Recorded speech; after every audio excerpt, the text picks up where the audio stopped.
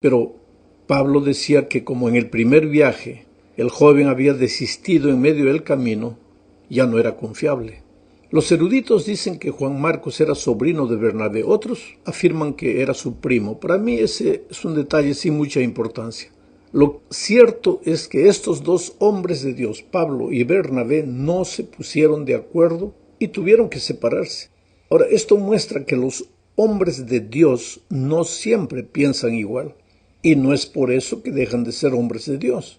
Ambos, Pablo y Bernabé, estarán en el cielo con toda seguridad, y sin embargo en esta tierra fue mejor que trabajasen separados para conservar la unidad de la iglesia. Sí, unidad, porque una cosa es unidad y otra uniformidad. Podemos mantener unidad dentro de la diversidad.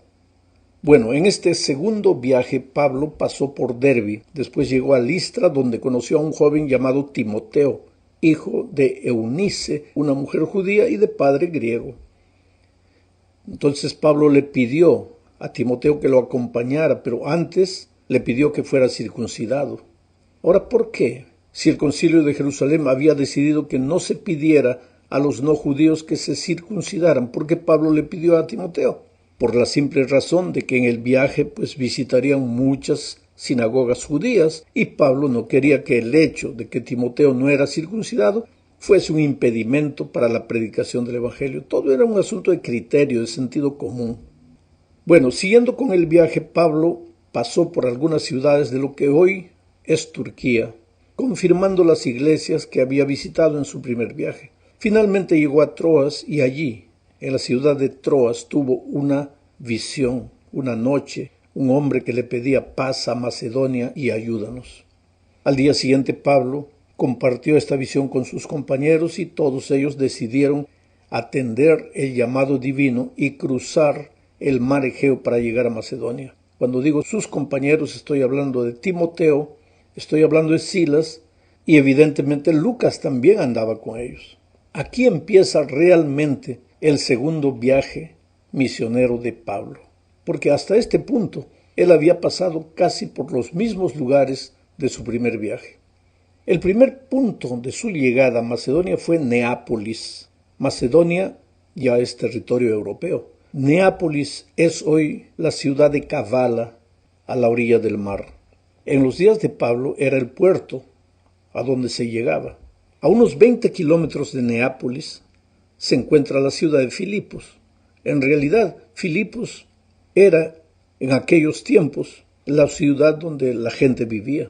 En Neápolis, en el puerto, no vivía mucha gente. Por eso Pablo se dirigió a Filipos. Aquí en Filipos había un grupo de judíos, pero no había sinagoga. Por eso cuando llegó el sábado, Pablo y sus compañeros se dirigieron al río Crenedis, donde entre los árboles de la orilla del río se reunían los pocos judíos de la ciudad para guardar el sábado. Ese pequeño grupo era dirigido por una mujer llamada Lidia, que fue la primera judía de Filipos que aceptó a Jesús. Lucas relata la historia de este modo en Hechos capítulo 16, versículos 14-15. Entre las que nos oían estaba una mujer llamada Lidia, que vendía telas de púrpura en la ciudad de Tiatira. Lidia adoraba a Dios y el Señor tocó su corazón para que diera cabida a lo que Pablo decía. Cuando ella y su familia fueron bautizadas, suplicante nos dijo: si ustedes consideran que soy fiel al Señor, vengan a mi casa y hospédense allí. Y nos sentimos obligados a quedarnos allí. Fue así que comenzó la obra cristiana en Filipo. Infelizmente, la estada de Pablo y sus compañeros en esta ciudad no fue muy grata, porque había una joven adivina que en realidad era endemoniada, que perturbaba a Pablo y sus compañeros. Esta joven adivina le daba mucho dinero, les hacía ganar mucho dinero a sus patrones. Entonces, cuando Pablo expulsó el demonio de esta joven, ella ya no tuvo el don de la adivinación, y los patrones, los dueños, se sintieron atacados y acusaron a Pablo delante de las autoridades, diciendo que habían venido a hacerles perder el negocio, en fin, inventaron un montón de cosas. Y fue así que prendieron a Pablo y Silas, y los castigaron, les laceraron las espaldas y los arrojaron en la prisión, advirtiendo al carcelero que si ellos se escapaban, él pagaría con su vida. Ahora, este incidente de la cárcel es milagroso, porque a medianoche hubo un terremoto y el carcelero, temeroso de que los presos hubieran escapado, intentó suicidarse, pero fue impedido por la intervención de Pablo. Como resultado de esto, el carcelero y su familia también fueron bautizados. Al día siguiente, y esta es la tercera parte de nuestro estudio, cuando las autoridades de Filipos se enteraron de que Pablo era ciudadano romano, se llenaron de temor y le pidieron que se retirase de la ciudad en libertad. Pablo no quiso discutir mucho y se fue, y pasando por Anfípolis y Apolonia llegaron a Tesalónica. Pablo no se detuvo en Anfípolis, en Apolonia. Lucas solo registra la ruta. En realidad todas estas ciudades forman parte de lo que se llamaba en aquel tiempo la Vía Ignacia, que era el camino comercial hacia Roma. Mi esposa y yo tuvimos la oportunidad de descansar a media mañana del intenso sol bajo la gigantesca escultura del león de Anfípolis, ubicada a la entrada de la ciudad. Bueno, Pablo llegó a Tesalónica, que hoy es una ciudad demasiado grande para ser visitada en un solo día. En esta ciudad, por 3 sábados seguidos, Pablo evangelizó a los judíos y a los griegos. Muchos dicen que Pablo iba a la sinagoga solamente por causa de los judíos, pero el texto bíblico dice que él evangelizó a judíos y a griegos, y los griegos no guardan el sábado. Entonces Pablo iba a la sinagoga no por evangelizar a los judíos, sino porque él guardaba el sábado. La verdadera razón de ir a la sinagoga el sábado era esa: él le devolvía a Dios el sábado como el día sagrado, pero también aprovechaba para evangelizar a judíos y a griegos. Veamos ahora en qué consistió el mensaje que Pablo predicó en Tesalónica. El texto bíblico dice que estuvo declarando y exponiendo, es decir, declaraba y exponía las escrituras del Antiguo Testamento. ¿Y qué enseñaban las escrituras? Pues que era necesario que el Cristo padeciese, o sea, que Pablo predicó la muerte y la resurrección de Cristo. Te digo una cosa, no vas a encontrar ningún mensaje en el libro de los Hechos, predicado por Pablo o Pedro, en el cual la muerte y la resurrección de Cristo no constituyan el tema central. Hoy generalmente no se menciona mucho la resurrección como parte de nuestro mensaje, pero tenemos hoy un Cristo vivo en el santuario celestial intercediendo por nosotros, y la obra de Cristo en el santuario tiene que ser destacada, pero naturalmente para eso tenemos que predicar también el tema maravilloso de la resurrección, porque Cristo no solo murió por nosotros, sino que resucitó y en este momento intercede a partir del año 1844 en favor de sus hijos, porque la hora del juicio ha llegado. Bueno, muchos judíos creyeron en Tesalónica, pero los que no creyeron pues se levantaron a la ciudad y partieron a perseguir a los apóstoles. Ellos una noche se escondieron en la casa de un hombre llamado Jasón, porque venían a prenderlos y a agarrarlos. Entonces los hermanos creyeron prudente que Pablo y sus compañeros pues escaparan de la ciudad de Tesalónica. Fue así que ellos se dirigieron a Berea, que no está muy lejos de Tesalónica, tal vez 1 hora por tierra hoy. Hechos 17, 10 al 15 relata así. Voy a ir comentando a medida que leo el texto. Esa misma noche, ¿qué noche? La noche en que se escondieron en la casa de Jasón. Esa misma noche los hermanos enviaron a Pablo y Silas hasta Berea. Y cuando estos llegaron allá, entraron en la sinagoga de los judíos. Estos eran más nobles que los de Tesalónica, pues recibieron la palabra con mucha atención y todos los días examinaban las escrituras para ver si era cierto lo que se les anunciaba. En ese viaje que hicimos en mayo pasado, mi esposa y yo tuvimos la oportunidad de llegar al lugar donde estaba la sinagoga de los bereanos. Hoy día ya no existe más sinagoga. Hoy día los ortodoxos han construido una pequeña capilla ahí. Pero era en ese lugar donde se reunían los judíos y estudiaban la palabra de Dios todos los días. Pablo destaca el espíritu de los bereanos como cristianos que aceptaron la palabra de Dios, pero la estudiaban, la examinaban, La fe de ellos no era solo en base a la palabra del apóstol, sino que querían comprobar que todo lo que creían estaba escrito en la palabra de Dios. Y ese es el verdadero espíritu del cristiano. No creer en lo que los otros dicen solamente, sino analizar, leer con los propios ojos lo que la palabra de Dios dice. Sigo leyendo el texto. Entre los que creyeron había distinguidas mujeres griegas y un buen número de hombres. Cuando los judíos de Tesalónica supieron que también en Berea Pablo anunciaba la palabra de Dios, fueron allá para alborotar a las multitudes. Ya les dije, estaba solo a 1 hora. Hoy día no, de carro. Ese tiempo demoraría un poco más, pero era relativamente cerca. Los que habían perseguido a Pablo, Silas y Timoteo en Tesalónica, ahora cuando se enteraron que estaba en Berea, fueron para allá. Sigo leyendo el texto. Pero de inmediato los hermanos enviaron a Pablo al mar, mientras Silas y Timoteo se quedaban allí. Los encargados de trasladar a Pablo lo llevaron a Atenas, y a Silas y a Timoteo les ordenaron que se reunieran con él tan pronto como pudieran, y así lo hicieron. Ahora, querido, vamos a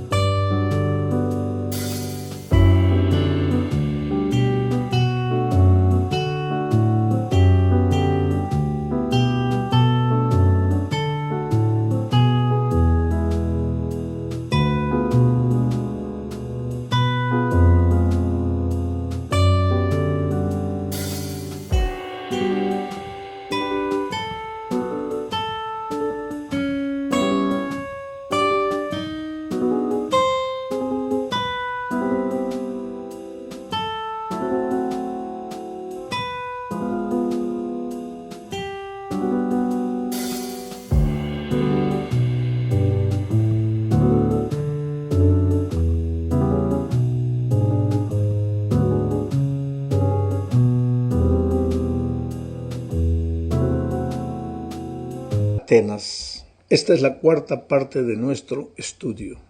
Pablo esperaría en Atenas a Silas y a Timoteo. Él quería que Silas y Timoteo visitaran a los creyentes en Tesalónica para ver cómo estaban progresando en la fe. El versículo 16 del capítulo 17 dice: Mientras Pablo los esperaba en Atenas, su espíritu se enardecía viendo la ciudad entregada a la idolatría. Es que Atenas era el centro de la cultura de aquellos días. Era una ciudad entregada completamente a la idolatría. Y el versículo 17 continúa diciendo: Así que discutía en la sinagoga con los judíos y piadosos, y en la plaza cada día con los que concurrían. Porque a los griegos les gustaba ir a la plaza a discutir filosofía, cada uno hablaba de sus ideas, y Pablo fue allá donde la gente estaba para presentar también el mensaje del Evangelio. Esta plaza queda al pie de lo que hoy, los turistas que van a Grecia, a Atenas, saben lo que es la Acrópolis. Esa es la congestión del turismo. Y podemos imaginarnos a Pablo caminando por allí. Recordarás que Pablo construía tiendas para ganarse la vida y tal vez debe haber vendido algunas tiendas en ese mercado ahí. Y mientras vendía sus tiendas, hablaba del Señor Jesucristo.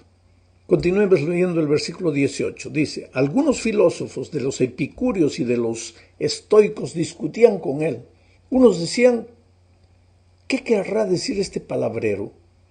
Y otros: parece que es predicador de nuevos dioses. Esto decían porque les predicaba el Evangelio de Jesús y de la resurrección.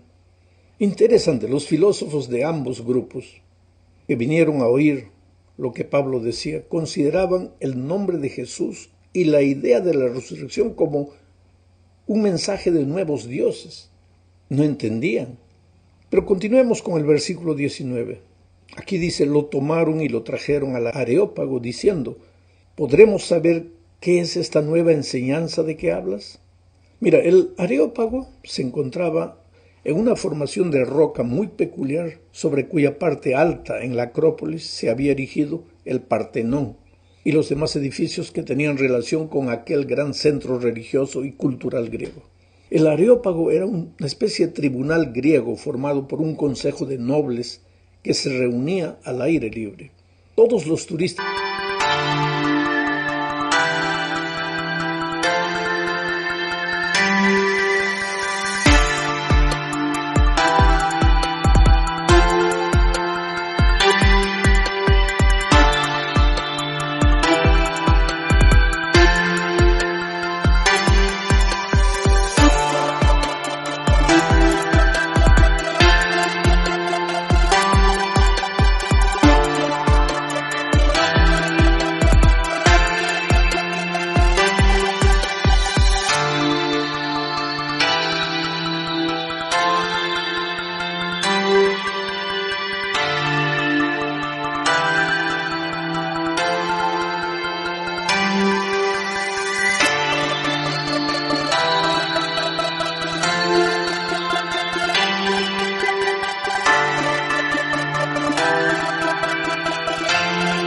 turistas que visitan el Areópago hoy pueden leer desde la colina de Marte el sermón de Pablo que se encuentra allí grabado. Bueno, los filósofos griegos en aquel tiempo le dijeron a Pablo que querían saber más acerca de esta nueva doctrina del Evangelio. En otras palabras, estaban en una completa oscuridad espiritual. Estaban en peores circunstancias que los gálatas, los filipenses o los tesalonicenses. Sin embargo, ellos se creían grandes sabios. Las personas así, de este tipo, son las más difíciles de ser alcanzadas por la palabra de Dios. Y así sucede también con los que no son verdaderos creyentes, es decir, profesan ser cristianos pero no lo son, porque creen que no necesitan más que el conocimiento superficial que tienen. Parece que no se dan cuenta que en verdad necesitan un Salvador no solo en la cabeza, sino un Salvador que los haga caminar cada día, llevándolos de la mano para vivir la vida cristiana victoriosa. Continuaron pues los atenienses hablando con Pablo y le dijeron lo que está en el versículo 20 y 21. Pues traes a nuestros oídos cosas extrañas. Queremos pues saber qué quiere decir esto, porque todos los atenienses y los extranjeros residentes allí en ninguna otra cosa se interesaban sino en decir o en oír algo nuevo. Interesante. Pablo entonces comenzó pues su mensaje de una manera formal, diciendo, varones atenienses. Luego dijo que percibía que eran muy religiosos. Los atenienses en verdad, pues eran religiosos. Atenas estaba llena de ídolos, ya te dije, en cada esquina había un ídolo. El panteón de los dioses de los atenienses y los griegos era interminable. Había dioses pequeños, dioses grandes. Tenían un dios casi para cada circunstancia o situación. Eso es lo que Pablo estaba diciendo cuando dijo, ustedes son muy religiosos. En este sentido, eran verdaderamente muy religiosos. Y tal vez este era su problema, que eran religiosos. Vivían una religiosidad que los apartaba de Dios y de la persona de Jesucristo. Y ese es el problema de mucha gente hoy. No se trata de que las personas sean demasiado malas para ser salvas. Este no es el problema. El problema es que algunos se creen muy religiosos, dignos y buenos, que piensan que no necesitan un Salvador. Otros, en cambio, desde una postura materialista, se consideran tan humanos, compasivos y solidarios que no necesitan a Dios. Si soy bueno, ¿para qué Dios?